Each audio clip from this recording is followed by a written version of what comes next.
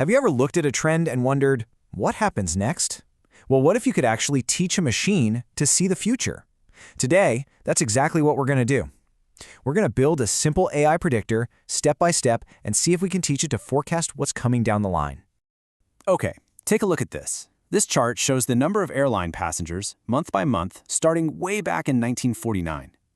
You don't have to be a data scientist to see the patterns here, right? There's this steady, upward climb over the years, plus this yearly rhythm, these peaks and valleys that repeat over and over again. So the big question is, can we get an AI to see that same pattern and tell us what happens next? So here's our game plan. We're going to start with this data from the past. Then we'll get it all prepped and ready for our AI. After that, we build the AI's brain, we'll walk it through its training, and finally, we'll put it to the test and see how well it learned. Let's do it. All right, first things first, the data. Every single AI project, no matter how big or small, starts right here. We're using a classic data set of airline passenger numbers. It's the perfect little puzzle for an AI that's just learning how to predict things.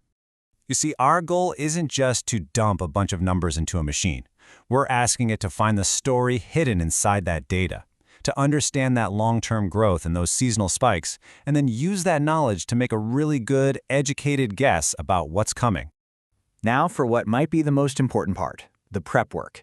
You know, it's kind of like a chef getting all the ingredients chopped and measured before they even think about turning on the stove. We have to get our data into the perfect shape for our AI to understand it. Our first step is something called scaling. Basically, we take all those passenger numbers, whether it's 100 people or 600 people, and we squish them all down into a really small range, between 0 and 1. So why do we do this? Well, it keeps the AI from getting distracted. It prevents it from thinking a big number is more important than a small one. This way, it can focus purely on the patterns. It's all about leveling the playing field. Next up, we have to teach our AI about time itself. And we do this with a really clever trick called a sliding window. Here's how it works. We show the model 12 months of data, and we ask it, okay, based on this, what do you think the 13th month will be? Then we just slide that window forward by 1 month and do it all over again, and again, and again. We repeat this for the entire dataset, turning one long timeline into hundreds of little learning examples. And finally, we split our data into 3 different piles. Think of it like this. The biggest pile, 70%, is the training data. That's the textbook our AI is going to study from. Then we have a smaller 15% pile for validation. These are like little pop quizzes we give it along the way to check its progress. And that last 15%, that's the test data. We lock that away. It's the final exam, and the AI won't see it until the very end. Okay, our data is prepped and ready to go. Now it's time for the fun part, building the brain of this whole operation, the prediction model itself. For this job, we're using a special kind of AI brain called a Recurrent Neural Network, or an RNN for short.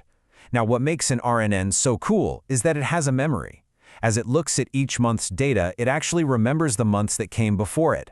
And for understanding trends and sequences, that memory is absolutely crucial. It's its superpower. Now, this might sound complicated, but our model's design is actually super simple. It's really just 2 main parts. First, you've got the RNN layer, that's the memory. It looks at our 12-month sequence and tries to find the patterns. Then a second part, a linear layer, takes everything the RNN learned and boils it all down to make the final prediction, just one single number for that next month. That's it. All right, we'd built the brain. Now it's time to send it to school.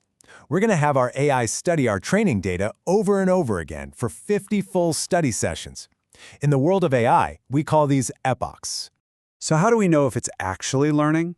How do we grade it? Well, we use 2 different scores. One is called mean absolute error, or MAE, and the other is mean squared error, or MSE.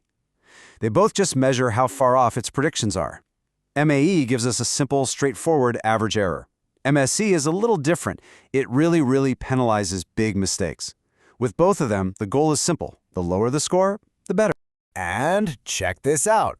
Here's the proof that it's working. These charts show those error scores over all 50 training sessions. You can literally watch the learning happen in real time. As we go through more and more epochs, you can see both error lines trending down, down, down. This is exactly what we want to see. It's a visual confirmation that our AI is getting smarter.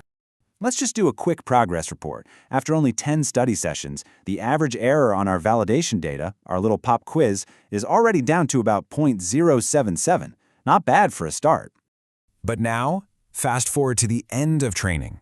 After all 50 sessions, that error has dropped all the way to about 0.053. That's a huge improvement. It's clear proof that with every pass through the data, our model got better and better at its predictions. All that studying really did pay off. So, the training is done. The pop quizzes are over. It's time for the final exam. We are about to unleash our fully trained model on that test data, the data it has never, ever seen before. This is the moment of truth. And this is the real test, right? I mean, it's one thing to get good at practice problems, but can our model take what it's learned and apply it to a brand new challenge it's never encountered? Let's find out. The results are in. The final mean squared error, the one that really hates big mistakes, is an incredibly low 0.008. That is a fantastic score. It tells us it didn't make any huge, wild outlier guesses. And its final mean absolute error is about 0.077. Now remember, all our data was squeezed between 0 and 1, so an error of 0.077 means that, on average, its prediction was off by a tiny, tiny fraction. It passed the final exam with flying colors. So what does this all mean? It means we did it. Our little journey was a total success. We took a bunch of historical data, we prepped it, we built a simple digital brain, and we successfully taught it to look at the past and make a remarkably accurate prediction about the future. And that really leaves us with one final big thought. We used a very simple AI to predict airline passenger numbers from the 1950s. If a basic model like this can learn that pattern so well, just imagine what happens when we apply these same ideas to much bigger, more complex problems.